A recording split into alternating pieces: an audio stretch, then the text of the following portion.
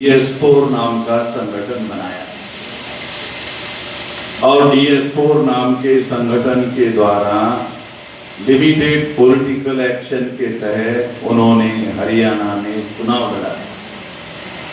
क्योंकि मैं उस सारी प्रक्रिया में व्यक्तिगत रूप से सहभागी था, इसलिए मैं खुद इस बात का चश्मदीद गवाह हूं और इस इतिहास को जानता हूं। और वहां से एक स्लोगन लगाए जा रहे थे कि वोट हमारा, राज तुम्हारा, नहीं चलेगा, नहीं चलेगा, नहीं चलेगा। यानी ये प्रचार 81 से हो रहा था।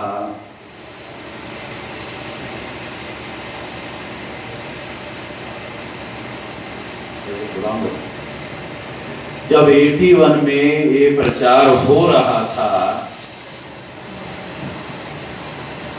तो उस समय कांग्रेस की सरकार थी।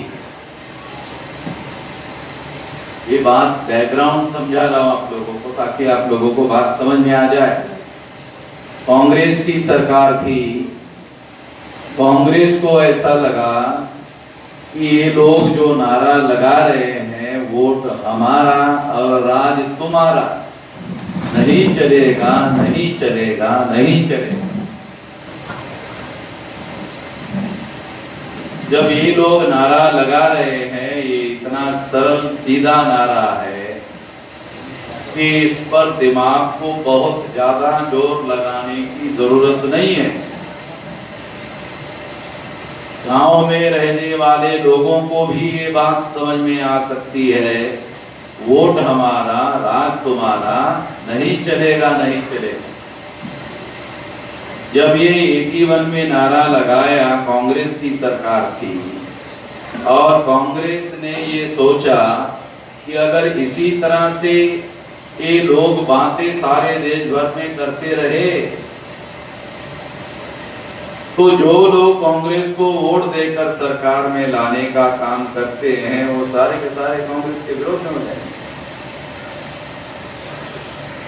इसलिए कांग्रेस ने 84 में, 81 की घटना है, तो कांग्रेस ने 84 में ईवीएम मशीन का कानून पार्लियामेंट में पास कर दिया। 81 में ये स्लोगन लगाया जा रहा था, वोट हमारा, राज तुम्हारा, नहीं चलेगा। तो कांग्रेस ने सोचा अगर ये इसी तरह से बात बढ़ती गई तो हमारी सरकार आने वाले समय में चलने वाली नहीं है। तो इन लोगों के वोटों की चोरी करके ही हम अपनी सरकार बना सकते हैं, बचा सकते हैं। इसलिए 84 में ईवीएम मशीन लाने का कानून पास कर दिया। उसके 20 साल बाद ईवीएम मशीन 2004 में सबसे पहले सारे देश भर में लगाई गई और 2004 में कांग्रेस ने चुनाव जीता। 2009 में कांग्रेस ने चुनाव जीता। जिस ईवीएम मशीन पर चुनाव कांग्रेस ने जीता, उस ईवीएम मशीन में वोट डालने के बाद ये पता नहीं चलता था कि हमारा वोट किसके नाम पर जमा हो गया, आंखों से दिखता ही नहीं था। ये काम इस बैकग्राउंड के तहत कांग्रेस ने किया। ये बैकग्राउंड इसलिए आप लोगों को बता रहा हूं ताकि आपको पता चले कि दुनिया में कोई भी काम बगैर कारण से नहीं होता। दुनिया में कोई भी परिणाम, विज्ञान का नियम है, कारण होगा तो परिणाम होगा, बगैर कारण के कोई परिणाम नहीं होता। मनुष्य बेवजह नहीं मरता है। दुनिया में कोई मनुष्य बेवजह नहीं मरता है, कोई न कोई वजह होती है। तो डॉक्टर के पास जाओ तो डॉक्टर वजह बता देता है, ये इसकी वजह।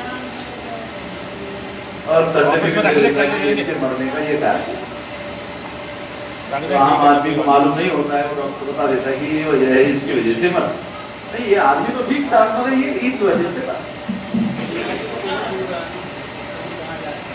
साथियों, मैं आपको ईवीएम मशीन आने का बैकग्राउंड इसलिए बता रहा हूं क्योंकि ईवीएम मशीन बेवजह नहीं आई है। तो एससी, एसटी, ओबीसी माइनॉरिटी के लोगों को अपने वोट की ताकत का एहसास कराने का आंदोलन जब काशीराम जी के द्वारा शुरू कराया गया, उसकी वजह से ईवीएम को लाया गया। इस बात को समझने की जरूरत है। उसके बाद सुप्रीम कोर्ट ने 8 अक्टूबर 2013 को निर्णय दिया। क्या निर्णय दिया? कि ईवीएम मशीन के द्वारा फ्री, फेयर एंड ट्रांसपेरेंट चुनाव नहीं हो सकता। तीनों शब्दों को मिलाकर एक शब्द बनाया जा सकता है, वो शब्द है ईवीएम मशीन घोटाले से चुनाव कर सकती है। इन 3 शब्दों को मिलाया, फ्री, फेयर एंड ट्रांसपेरेंट चुनाव नहीं करा सकती, इसका मतलब घोटाले से होगा। तो इस घोटाले को रोकना होगा, ऐसा सुप्रीम कोर्ट ने सोचा और सोचकर सुप्रीम कोर्ट ने कहा कि रोकने के लिए एक और नई मशीन लगाओ। उस मशीन का नाम है पेपर ट्रेल। तो केवल अभी ईवीएम मशीन से चुनाव नहीं हो रहा है, पेपर ट्रेल लगाकर चुनाव हो रहा है। तो इस तरह से आज के तारीख में और अब तक जो लोग वोट डाल रहे हैं वो 3 तरीके से डाल रहे हैं। वो 3 तरीके से कैसे डाल रहे हैं, यदि मैं आपको समझा दूं आपको पता चल जाएगा, पता लगेगा।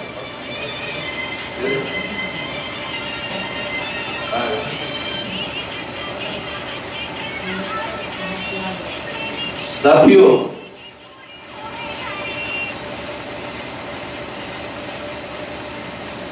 मैं आपको 26 जनवरी 1950 को देश में संविधान लागू हुआ। 1952 को प्रथम लोकसभा का चुनाव हुआ। उस समय बैलेट पेपर चलता था। बुजुर्ग लोग हैं, उन लोगों को मालूम है कि बैलेट पेपर से चुनाव होता। ईवीएम मशीन आने के पहले बैलेट पेपर से होता। तो 1952 में प्रथम लोकसभा के चुनाव में जब वोटर बूथ पर गया तो उसको चुनाव आयोग के कर्मचारी ने बूथ पेपर पर बैलेट पेपर दिया। बैलेट पेपर देने के बाद वोटर ने बैलेट पेपर देखा। वो कैसे होता था आपको बता। तो पहले उसने देखा उम्मीदवार कौन है, कैंडिडेट कौन है। फिर दूसरा देखा कि कैंडिडेट के चुनाव निशान क्या है। कैसे देखता था? चुनाव निशान क्या है? गधा है, घोड़ा है, सुअर है, कुत्ता है। ऐसे चुनाव निशान नहीं होते हैं। तो मैं क्यों बता रहा हूं? आपको उदाहरण देके बताना पड़ेगा, सबको समझ में आएगा। इसलिए एग्जाम्पल के लिए बता रहा कि ये गधा, घोड़ा, सुअर, कुत्ता ये चुनाव निशान है। तो फिर वो वोटर सोचता था, क्या सोचता था? किसको वोट दे, किसको वोट दे, किसको वोट दे, किसको वोट दे, चलो इस बार कुत्ते को वोट दे। एग्जाम्पल है। ये विषय थोड़ा टेक्निकल है, थोड़ा आप लोगों को टेंशन होगा, थोड़ा मनोरंजन भी होना चाहिए, तो मुझे ध्यान रखना। टेंशन थोड़ा कम है। तो वो सोचता है कि अब कुत्ते को वोट दे। तो वो उस समय मोहर होती, तो मोहर उठा देख, अरे शाही नहीं, वो इंक का पैड होता था। इंक के पैड पर क्या करता था? वो मोहर जो है, हाँ, शाही लग गई। फिर देखता था, दुखता था, हाँ या हाँ। जिसकी आंखें कमजोर होती थी वो चश्मा लगाकर देखता था कि मोहर लगा कि नहीं लगा, बराबर लगा कि नहीं लगा। इसका संदर्भ है, इसलिए डिटेल बता रहे हैं। घोटाला कैसे होता है उसका संदर्भ है, इसलिए फिर वो अपनी दोनों आंखों से वेरीफाई करता था कि मोहर सही लगा कि नहीं लगा। और ये बात वेरीफाई करने के बाद में वो क्या करता था, वोटर फोल्ड करता था।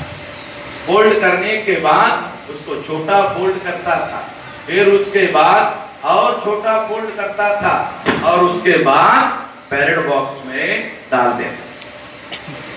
बैलेट बॉक्स में डालने के बाद वो निश्चिंत होकर अपने घर में जाता था, ये सोचते हुए जाता था कि मैंने जिस कुत्ते को वोट दिया है, मेरा वोट उस कुत्ते के नाम पर जमा हो गया। एक वोट बैलेट पेपर का निश्चिंत जमा होने के बाद वो निश्चिंत होकर घर में जाता था, उसको कोई कंफ्यूजन नहीं होता था। ये बैलेट पेपर जब था ऐसा होता। अब देखो क्या